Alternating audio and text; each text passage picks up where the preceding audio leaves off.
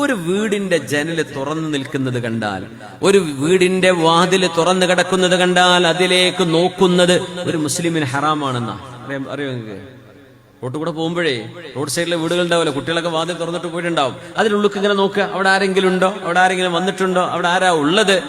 ജനലിലേക്ക് നോക്കുന്നത്, ഒളിഞ്ഞു നോക്കുന്നത്, ആ വീട്ടുകാരുടെ സമ്മതമില്ലാതെ ആ വീട്ടിനുള്ളിലേക്ക് നോക്കുന്നത് പോലും കുറ്റമാണ്.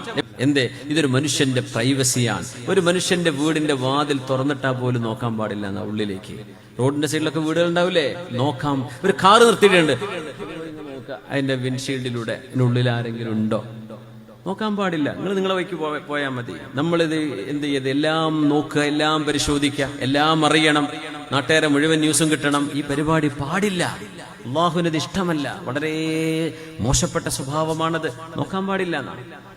അതുകൊണ്ടാണ് വീട്ടിലേക്ക് കയറി ചെല്ലുമ്പോൾ സലാം പറഞ്ഞിട്ടേ കയറാൻ പാടുള്ളൂ. സമ്മതം ചോദിക്കണം. നിങ്ങൾ എത്ര പരിചയമുള്ള വീട്ടുകാരാണെങ്കിൽ പോലും ആ വീട്ടുകാർ കയറിക്കോ എന്ന് പറഞ്ഞ് വാതിൽ തുറന്നു തരാതെ നിങ്ങളായിട്ട് ഓടിച്ചാടി കയറാൻ പാടില്ല. നിങ്ങളുടെ വീടല്ലാത്ത മറ്റൊരു വീട്ടിലേക്ക് ചെന്നാൽ